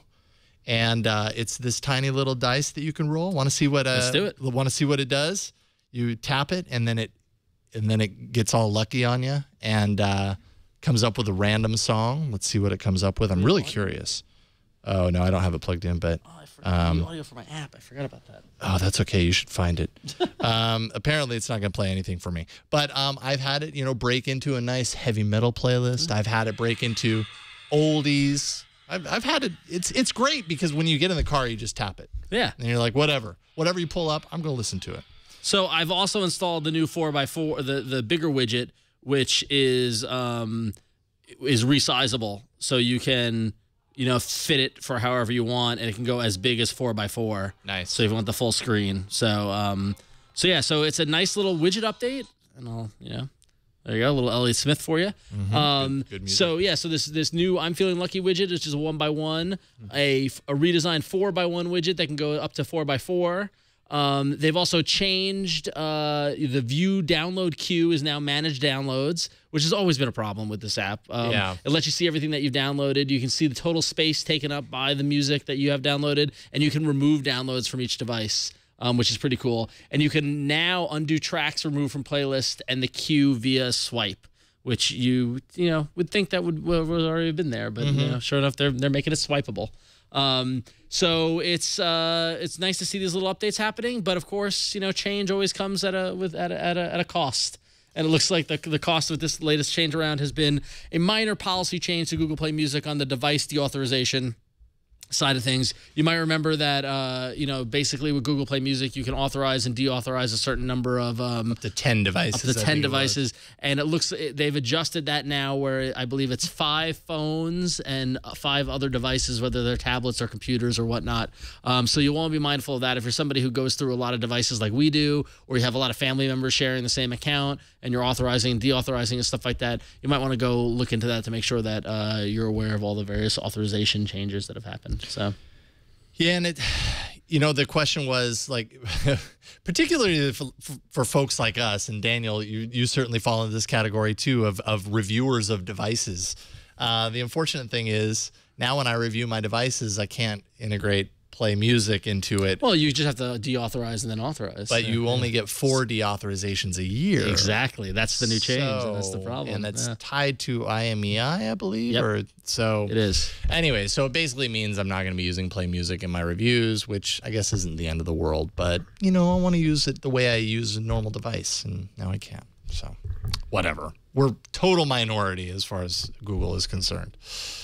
But I don't know. I think it's a big deal. Yeah? This kind of sucks for me. Like, I love Play Music All Access. Yeah, me too. As a Canadian, we just got it. We got it like 3 months ago. Mm-hmm. So we haven't had it since June of 2013, like you guys, or May, whenever they launched it in 2013. So, I've been using it and I love it. I use it over RDO, but I have to go back now because, as you said, I have 25 devices and I go between them. I like to pet one and make sure that it feels loved. And sometimes I open Play Music just to make sure that, the speaker still works. So, I can't do that anymore. Yep. It's too bad. Yeah, it is. I agree with that. We didn't test Chromecast. We probably won't be able to show this off. But Gina, have you checked out the new Google Plus update? I am sad I got it today, but I don't have a Chromecast here at the office, so I wasn't able to try it out. But in theory, and I think it is rolling out now, the new Google Plus update lets you display your stream, lets you cast your Google Plus stream via the Chromecast. So the way it works is that there's just a Chromecast button there in the Google Plus app, and it throws your Google Stream up to the TV, and it kind of automatically loops through your recent Google Plus posts from your circles. And I guess it gives you the option to pause the auto looping or to seek through the posts one at a time. So it sounds like it's kind of like a neat screensaver, I guess you'd say, for your TV right now. But could be pretty cool, especially for updates that have big on images. But yeah, I haven't had a chance to try this yet. I'm gonna do it tonight when I get home. Yeah, I meant to, and it doesn't look like we have the Chromecast working in the studio right now. I just didn't think about it. But I don't know how useful it is. Like how if you're going to sit down in your living room, should I watch a movie or should I cast my Google Plus stream up onto the TV and stare at that for the next 2 hours? It's one of those things that when they roll it out, you do it, and you're like, oh, cool, that's neat, and then never you forget about it. Yeah, probably. Right. But it makes sense. Google wants all their stuff on to be casted. Set a good be a good role model for everybody. That's what they have to do. They're just setting an example. Yeah, exactly. I'm very excited for Sheets to roll out Chromecast support in Google Sheets. Spreadsheets on your TV. That's the killer app. It's really the height. Yeah, it is. And then once they hook Sheets up to Pop 3, you'll be able to check your mail on your TV. Oh, Rob. look at Gina with the callback. Look at that. With the little callback dig. We have a lot of threads going through this episode. It's become a minefield. Let's talk about Facebook a little bit. Facebook pulled the plug on its in-app chat a few days ago. And very of course, quietly. is now requiring users interested in using its Messenger chat service to download and install that app separate from the Facebook app. This, of course, got people super riled up, not only because of the once one app and now 2 apps thing, but also because people believe that the Messenger app is asking for permissions it doesn't need. I'm not saying that is or isn't the case. The fact is the Messenger app requires the same permissions the Facebook app did. If you have one installed, or let's say you had Facebook app installed when chat was integrated, this is kind of the same thing. Although, I guess it could be, said that maybe the Facebook app requires those permissions for different things than the Messenger app does, but whatever. Having said all that, I think personally how I feel about this is people have gotten so enraged about this, whether it's validated or not. What it points to is a strong desire from people to understand and know exactly what permissions lead to in their apps. I really hope that Android goes to a per-use permissions system. Similar to the way iOS is. The more I think about it, the more I think that just kind of needs to happen, because more and more people are confused about the barrage of permissions that appear on their screen when they install something, whether it's there, it rests on their shoulders to read through it or not. They're still confused, and something could and should be done about that. So I don't know. What do you think about these permissions stories that keep popping up, Daniel? I think they're using Facebook Messenger as a scapegoat for the sort of, as you said, Android's inherent issues with permissions. I don't think there's anything wrong with an app that needs all these permissions if they're going to use them. I think what's most frustrating is that some developers request permissions for future updates, and that gets people riled up, or they request too many permissions and they don't use half of them. So in this case, I think Facebook Messenger does use them all. I just don't think they're explained well enough. People don't understand that they're not looking at your files. They're not downloading anything to their servers unless you allow them to. I mean, I understand that Facebook is not exactly the most crowd-pleasing company when it comes to privacy, but this is an app that's installed on practically every Android device out there, and they have to figure out the sacrifices in order to make it worth using the app. If you don't like the app, uninstall it. Yep. This whole Facebook Messenger app has been the word you were going to say earlier, Gina, about the OnePlus. It's just been, there's the Android side of it, but then there's also just the general backlash and just everybody's kind of like, all the concerns over privacy and what is Facebook doing and all this sort of stuff. And it bores me to tears. That said, I've not installed the app yet. So there you go. I've chosen not to use Facebook Messenger. It's easy to, that is the choice you still have. You don't have to install anything. If you don't understand the permissions or don't want to understand the permissions, just don't install it. Right. But what do you use instead? Do you use Hangouts? No, I hate Hangouts. I just use SMS. I use POP3. I think we covered this earlier. Basically what I like to do is I set up an Evite and I email that to my friends, and then I email them via my POP3 client using Eudora. Oh, come on. This is Eudora cheating. Pro. You cheat. This is such an easy cheat, Ron. If users install the Facebook Messenger app and they're concerned that it needs access to their microphone because they believe that Facebook is listening to their lives when it shouldn't be, I mean, some of the responsibility is on Facebook's shoulders, right? Like, they have a marketing problem. They don't respect users' privacy. They change things all the time. Users don't trust them, and they don't understand why a chat app needs access to your microphone, right? Which I think is reasonable. What Jason said, you download Messenger, you use it to type messages, and then when you want to send a voice message, it says, "Oh, hey, can I have access to your microphone?" That seems more reasonable. I mean, the whole Android infrastructure around permissions isn't quite built that way. But if it said access to your mic when you want to send voice messages, and by the way, how many people are sending voice messages using Messenger? I don't know. Maybe a lot. I don't know. But I suspect it's just Gina, I think you touched upon the fact that it's less of a problem with Facebook and more of a problem with Android, and to the point Jason made is that the permissions on use, when you encounter the moment of using that is when the permission should come up, and that requires Google to make a pretty big change to how permissions are handled. I don't think even if Facebook wanted to change it, they couldn't because they're working within the structure of the operating system. So the funny thing is that go back, I forget what that app was. It was in the Arena, but I think, Gina, I think it was one of yours where you can you look at all the permissions that all your apps are using. Go look at download that and look at all your other apps that are using your microphone that you already approved to. Why are you freaking out when Facebook asks for it? You know, what about I'm less concerned about Facebook because they're bigger and kind of a public company, more accountable than some random app developer that I've never heard of that's potentially in China. And yeah, easy on the indie developers. Well, no. So that said, I'm just going to stick to AOL Instant Messenger from here on out. And Pop3. No, I'm actually let me give you my ICQ number. Ow! I can't even get as high as I need to for that one. 1-877-562. Well done, Daniel. Oh, prepare for the ICQ spam. Yep. Yeah. Oh, yeah.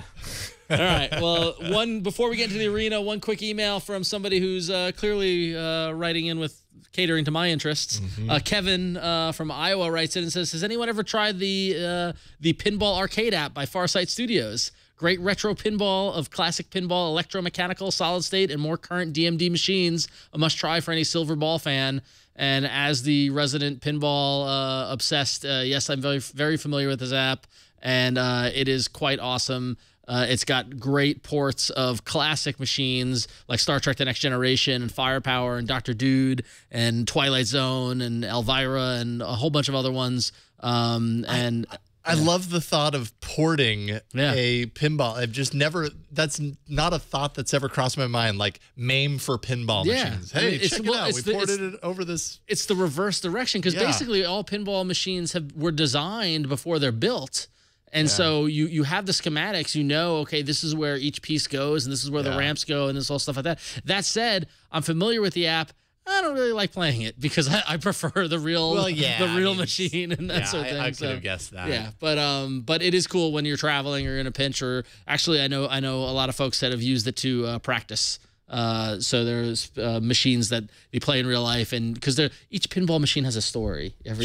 No, it does. It's true. Every game, all the things you got to do, and all stuff like that. So these spoken like a true fan of pinball. I know you. I know the earnestness with which you said that was really endearing. I've almost forgiven you for the Pop3 thing. So I was like, all right. Thank you. See, this is a world you guys know nothing of. They have stories. They really do. You just need to stop asking me about it, okay? So anyway, Kevin, thank you very much for writing in about that. That is an awesome app. Also, there's also Zen Studios Pinball Arcade, which isn't taking classic machines. Rather, they're creating new virtual only. They have a lot of the Marvel licenses and stuff like that. So you can download X-Men Pinball and stuff like that. That's another great app too. So check that out. Cool stuff. That is an app review from... Dr. Morbius in the chat room just said, "What year is it in Ron's world?" 1993. I play pinball and use Pop3 and ICQ. There we go. Yep, I think you're actually right, Dr. Morbius. Let's jump into the arena. So many enter, but only one lives. Android Arena. So, all right, give it to me. Ron, fine. Ron wins with 57% of the votes, with better open with. And that's a good app. Did you get a chance to play with it? I did see it. No, I haven't played with it, but it's a good app. It was a solid win. Oh, man. This Ron guy, we got to kick him off the show or something. So the stats through the week 31, Jason, you have 6 wins. Gina's got 8 wins. Our guests have 5, and I've got 12. And Jason has an asterisk next to his win because of the flib debacle. Look, I didn't ask for that asterisk. But whatever, I guess I'll take it. The important number is 6. Yeah. So Gina came in second last week with last app switcher, and Aaron, who was filling in for Jason, came in third with Star Realms with 13% of the vote. So yeah. I'm having a good year. I was trying to figure out last year if I lose every week of the rest of the year, do you still win? Do I still win? I'm not there yet, but the moment I'm there, close though. Moment I'm there, you're slacking. You're you'll be like, "What's Ron's app?" He'll be like, "I don't have one. I didn't come with one today." No, I'm gonna teacher. I'm gonna bring back the crazy ones. I'm gonna find the weirdest ones. You'll win on those too, and you're a golden child this time. I don't know what's going on. I'm not so sure about this week, so we'll see how it goes. All right, so how do we do this? I was out. Does that mean I go first? Sure. Okay. Sure. Yeah. Fine. Ron. Let's see here. So mine, okay, it's not the sexiest app in the world. It's called Disk Usage. And I realize that doesn't carry a lot of weight in and of itself. But I often find, just quit laughing, I often find my devices, the storage space gets eaten up pretty quick. And many times I'm trying to figure out how, why, what did I do? Is it cached music on Play Music? Is it pictures? Did I take too many pictures and I have to offload them? What is it? Where is it? And what can I get rid of quickly because I need to put something else on there right now? Disk Usage is a new app that does a really good way of visualizing it, right? So it scans your directories. It does this every time you launch it, so it's fresh data from the moment you kick into it. And it gives you a really nice graphical visualization of what your storage space is, right? So over on this left-hand side here, you have all the storage, and it says 27403, so 27 gigs or whatever. And then if I zoom out, you'll see that it kind of branches off into two different places, right? This is my apps category up on the top there. And so that goes into all of the separate apps that I have. If I click into it, Google Play Music right now has over a gig's worth of storage that's being eaten up by it. If I want to go in there and get rid of it because I need to clear that space, I just click right through and I can clear the data, and boom, that 98 gigs or the 1 gig of data that's cached for Google Play Music is going to be removed, and that frees up a gig's worth of space. And I don't know, like, it's just a great way to visualize it, right? You can see right off the top that the really big boxes are showing you the things that are taking up the most storage, and it just makes it really easy to kind of drill down and find out what. So, you know, media, for example, 3 gigs is being taken up on media down at the bottom there. And if I zoom in, I can go into my pictures, and that's, 1.2 gigs worth of data, specifically a little bit less than a gig in the camera folder, whatever. It just makes it easy for you to find the video files that are taking, like I have a large video file there, 237 megs, that right there, if I don't need it, whatever, I could get rid of it, to free up that space quickly and go right through and manage it, right? Particularly with your apps, but if I want to go into these folders, actually I haven't tried that. Does it take, if you have a file manager installed, it would take you through, but apparently I haven't installed one on here so that you can manage, your camera folder, for example, in this example. So I don't know, I don't know if it's a ROM destroyer necessarily. It's pretty cool. I have a similar app for my desktop that I can't live without. Yes, so, exactly. Yeah, it reminded me of apps that I've had on the desktop before. I like this way of visualizing my storage as opposed to just getting a big list of things. For some reason, it helps me to understand kind of the structure of my directories, and to know, like, why does the House app have 100 megs of data? Do I need that there all the time? No, I launched that on an app, that app on a case-by-case basis. Yeah. I don't need that. I can free that up easily. And Facebook 240 megs, whatever. It just makes it really easy to, instead of going into each of those apps individually and finding all those audio files that Facebook is recording with the microphones. There you go. Yeah, that's true. I should go in there. Should purge that. It'll show. There you go. And it'll show me it's computing. You know what? Clear that data. Clear that data. Yeah, out of there, Facebook. It was that easy, and I did it all because of disk usage. Free. In the Play Store. All right, so who's up next? I believe it would actually, Gina.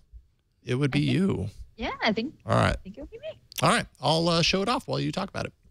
All right, cool. So my pick this week, I was looking for a sketching app, and I found a pretty good one. It's called Sketchbook Mobile Express, and it's by Autodesk. Really, really great phone-size sketching tool. So I should preface this by saying I am not an artist. I am not an illustrator, but I used to draw a lot when I was a kid and in high school and in college, and I kind of just want to get back to it. And I wanted just a really simple app that and a dummy like me could learn how to use, on the subway or when I have a few extra minutes, instead of burning time playing games, try to draw something. And I started using this app, and it's really, really, really great. It's got drawing tools, all the sorts of drawing tools that you would expect, pencils, erasers, the whole deal. So you can draw freehand just like Jason is doing right there. And it's interesting, like I'm not using a stylus, I'm just using my finger. So, you don't get a whole lot of, as much sort of accuracy as you would with, say, very nice. I forgot the ears on the Android guy. Sorry. We got robot nudity happening here, guys. Sorry. There Apologies. you go. Yeah, but you can see that little button there in the middle that Jason's pressing brings up all these controls, and It's a pretty simple kind of toolbar that takes a little time to get used to. Like you can choose a tool, like say the pencil, and then you can tap and drag from the middle to change opacity and to change thickness. And it's got a couple of other really cool, so right there, if you tap in the middle, and then pull out, you can change the size and that kind of thing. So the UI isn't the most, sort of intuitive, but the more that you play around with it, the more that you see it's got. The other thing that I really like I said, I'm not an illustrator and I'm not an artist. So one of the things that I kind of want to do is just cheat and be able to trace pictures that already exist. And you can do this in this app. It supports 3 layers. So what you can do is you can import a photo, say that you've taken, it's in your gallery or in your Photos app, and kind of lighten the opacity on it, and then just draw right on top of it. So you can kind of chase, you can trace an actual photo. Oh, there you go. Yeah, you're playing around with the opacity there, and then some of the you can add text. It says destroy Ron. Destroy Ron. Nice. Hey, but I know. I'm right here. Oh, there we go. There we go. Big I mean, in the arena. Very nice. Yes.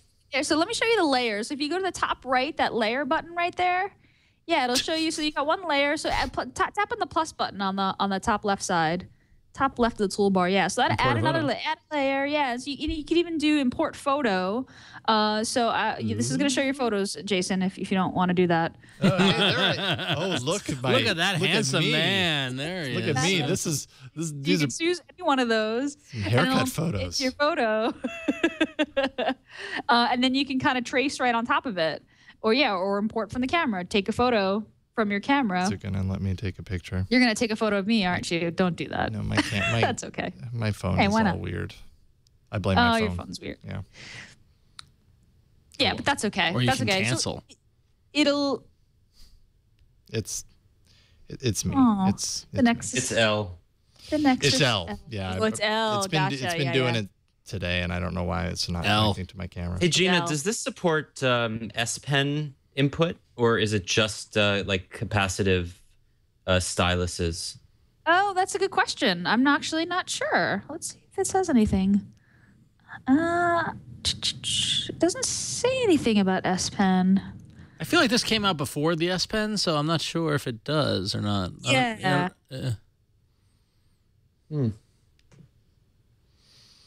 Yeah, so you can there you go. So you can select the photo and then you can kind of draw. You can draw on top of your photo, which is what I've been doing. So I took a photo of my daughter and then I kind of traced on top, and it made me seem like I was a much better artist than I actually was, because then you could just delete the layer that's the actual photo. So yeah, really fun sketch app, really easy. You can zoom in and out. There's 3 layers that it supports, so you can draw a layer and then add another one on top and delete it. You can export your creations or email it, send to like they're showing there in the video, and it's free. It's a lot of fun. If you start looking at some of the better images that people have drawn with this, you'll just be depressed. I don't know. I drew a really good picture of a San Pellegrino bottle. I'm very impressed. I just did this. He was working on that the entire time the video was running, and it was amazing. I wish the camera had caught touch up there, but it's like there we go. It's like the app and Jason just became one. I understood it in a moment of brilliance and imported a photo. I mean, what? Nothing. So awesome. So, and this is free? Yeah, it's free. It is free. Fantastic. And it's a lot of fun. Excellent. Cool. This is Sketchbook Mobile Express. Check it out for free. All right, Daniel, you're up next, and I have your app installed. I'll show that off too. Yeah, I'm not sure this is a Ron destroyer either, but I'm a bit of a news nut, and I love this app because The Guardian is a UK-based newspaper. It broke the Edward Snowden story. It's got some really high quality work put out every day, but for a long time its Android app was pretty terrible. And I believe in May or June they overhauled it, and it's now this beautiful, really high performance, media centric and tablet supporting news app. And it's not just UK based. So if you're they do have a bureau in the US, and they have a lot of really great international coverage as well. But it's it's my go-to news app, and you can choose the U.S. edition, so you won't get like the Prime Minister of UK or the Prime Minister of England's latest scandal or whatever.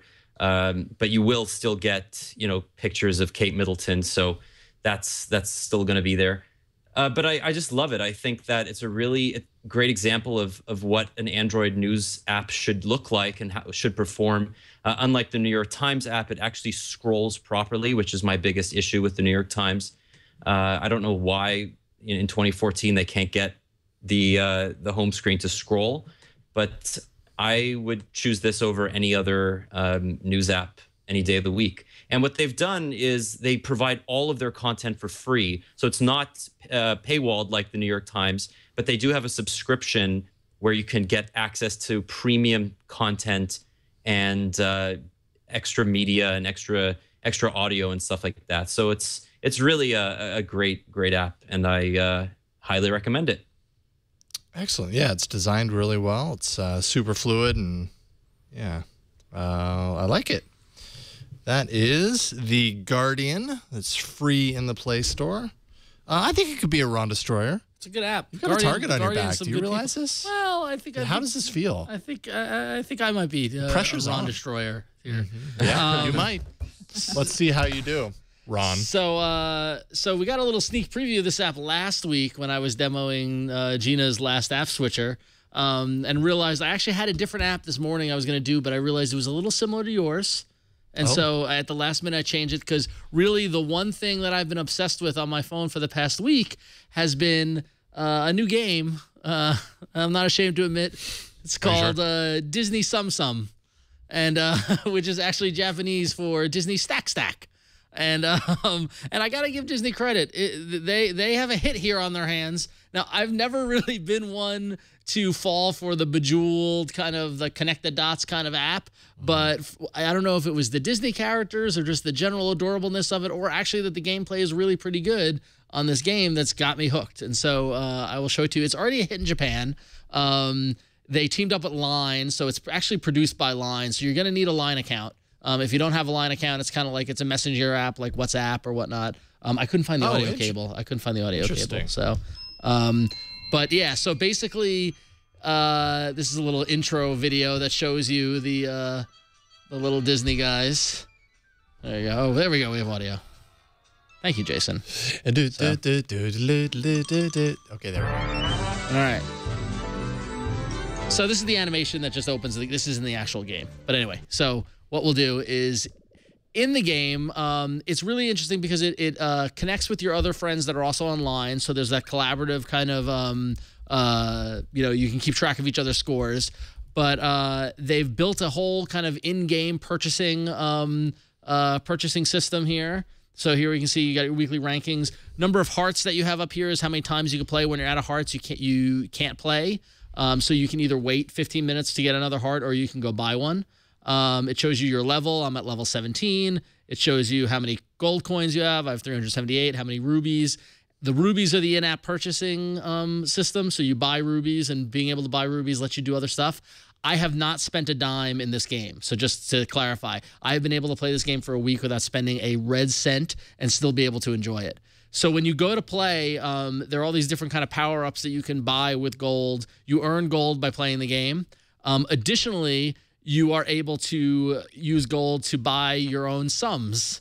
And again, these sums are these little cute Japanese versions of Disney characters. So you start with a Mickey sum, as everybody does. So you start with Mickey, and you can buy other sums. So I bought Pluto, I got Chip, and each sum has, you can level them up, and they each have a different skill within the game. So I'm going to set this sum to be Chip, which is my favorite one to play with. And we're going to go back, and I'm going to play the game. Enough talking about it. I'll actually show you what the game is. And basically, you get 60 seconds to connect rows of sums as quickly as possible. So basically, you need 3 to make a line.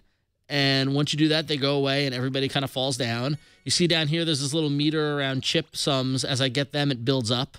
And you could do as many as you can connect, and the more you connect, the more points you get. when you connect a bunch of them in a row, they can sometimes turn to a big head. When you do a bunch, it gives little power-ups. It gives you points. It goes in this fever mode, which kind of gives you more points when you're playing. And let's just say I'm addicted. You can mix them up if you need to move stuff around if you can't make a connection. And you've only got a minute. So now here I've made enough chips so I can trigger chips power, which then turns a line into Dale's, and I can boom, just do that. So it's hard to play because I'm looking at it diagonally, but pretty good job. It gets crazy and it gets super fast. As you're playing, you just start to see the sums lining up and you see what you need to do. It helps you a little bit. When you haven't made a move, they'll kind of pulse the characters to show you what you can do. And you start figuring out the different things, like that fever mode that I was in is when you get more points. So I learned to use my little chip power during the fever mode and that sort of thing. So here, when you finish the minute, it tells you how you leveled up your different sums. Every time you use another sum, you level them up. So even if you're not using that character, you can level up the sums that you have in your collection. So yeah, and basically you see here that finishing this, I got a score of 63,000, but I also earned 81 gold coins, and so that increased my gold coins up there. It costs 10,000 to unlock a sum or 30,000 to unlock a premium sum. It's a lot of fun, and my high score this week is 843,000, which shows that I've been practicing. So, so that's pretty much it, and it's kind of genius though because it's also a real world thing, and I brought. This is actually a little mini sum that you can buy in the Disney store. So, which you have? I don't have. My friend has. So she brought to the show here. So they've got these in multiple sizes. I'm telling you, everybody, this is gonna be the big Christmas thing. This is gonna be if you got kids and all that sort of stuff. Apparently, they're already hard to get. They're already going for like $25, $30 on Amazon and on eBay.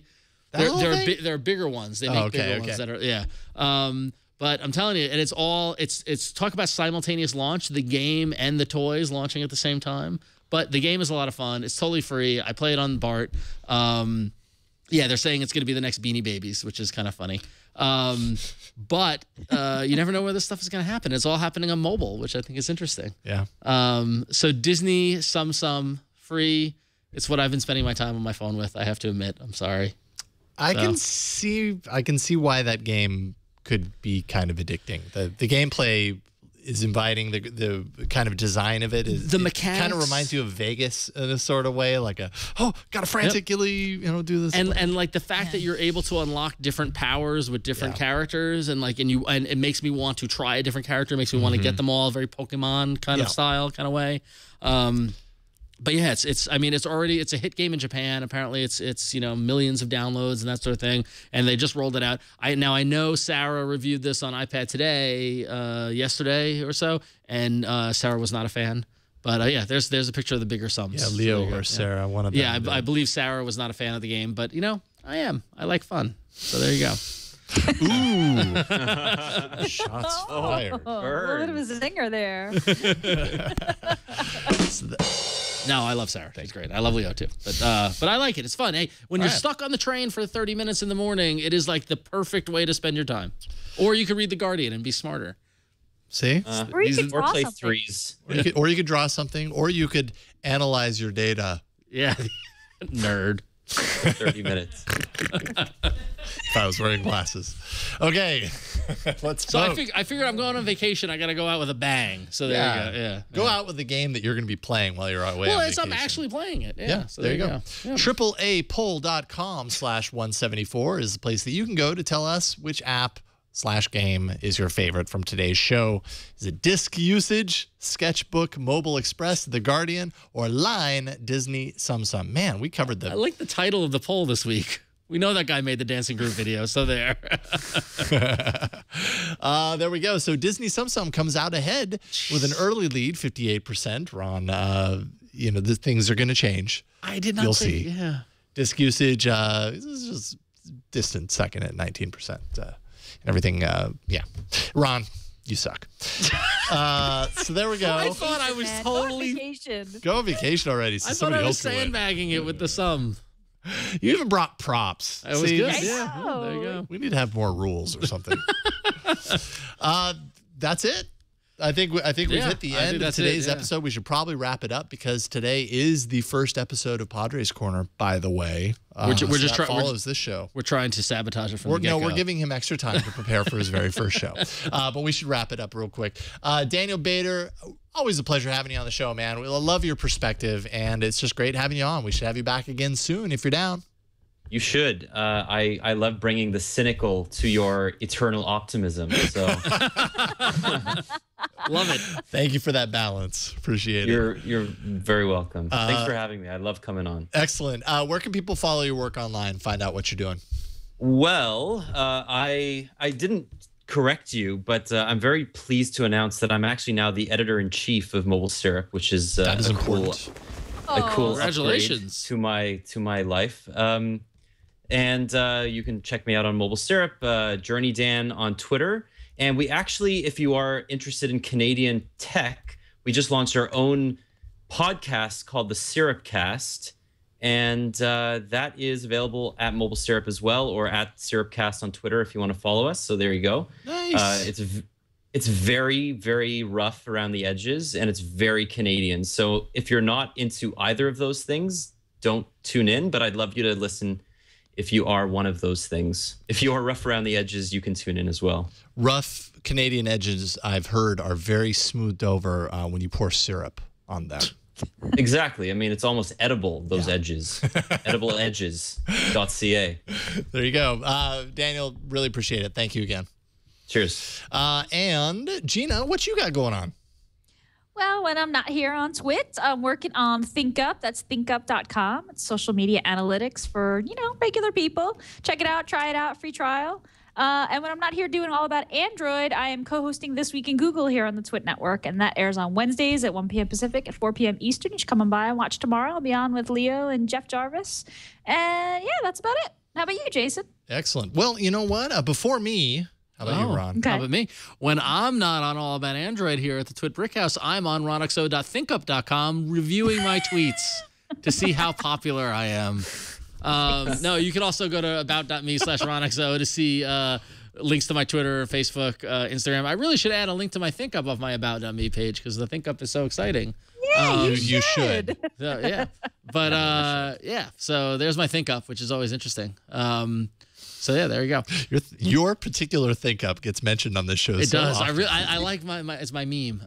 No, but realistically, during the day, I am over at Image Comics at imagecomics.com, helping to make some of the best comic books out there in the world. If you like The Walking Dead or Saga or Sex Criminals or the other great comics that are out there, go to imagecomics.com. Check them all out. We got exciting stuff going on. Cool stuff. And you, Bryan, technical director of All About Android, what say you? I say I have to shoot Tanya's review as soon as we're done with this show. Oh boy, I just didn't realize about that. Sorry, Tanya. No, it's fine. She can wait. Look at her back there. She's fine.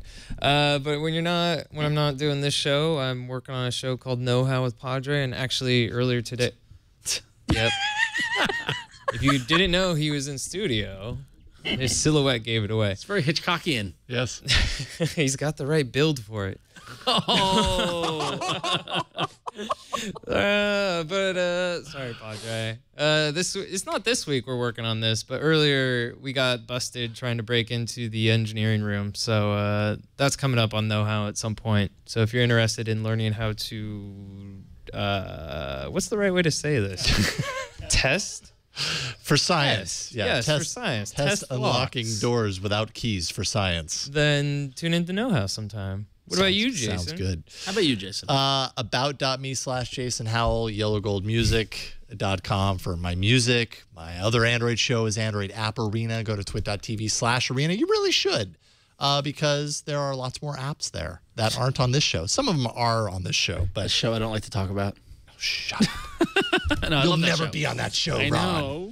It's his other show. If you are, then you'll win. His other show that he goes and does without us. I'm sorry. It's uncomfortable. It's a great show. It's a very good show. I should note that next week we are pleased to welcome Chris Lacey, Android developer of Link Bubble, of course, and Action Launcher just released a new app, and it's kind of getting a lot of buzz. And suddenly, TapPath, there we go. So he's going to come on the show next week and talk about that and all the Android news and stuff. So we're going to have him on. It should be a lot of fun. But that is it for this week. So thank you so much for joining us today. 347-SHOW-AAA is our phone number. You can leave us a message there. You can send us an email at AAA@twit.tv. You can find us on Reddit. We are Android, twitaaa.reddit.com. This is what I do when I don't look at my notes. I suck without notes. Twitter, we are at Android Show. You can find all of our episodes at twit.tv/AAA. You can also find our shows on YouTube and iTunes. Finally, you can catch us live every Tuesday at 5 p.m. Pacific. Shut up. Live.twit.tv. That's it for this week. We'll see you next week on another episode of All About Android. It gets better.